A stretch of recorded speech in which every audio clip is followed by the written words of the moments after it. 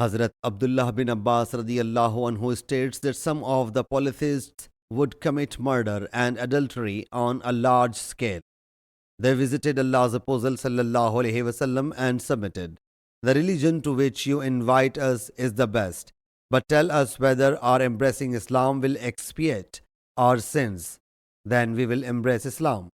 These words thereupon was revealed. Translation: And those who worship not any other God along with Allah, and kill not unjustly, and do not commit adultery, and whosoever does it shall get the painful torment.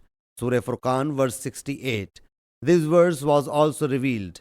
Translation: O my bondsmen, who have wronged themselves by committing sin, despair not of the mercy of Allah.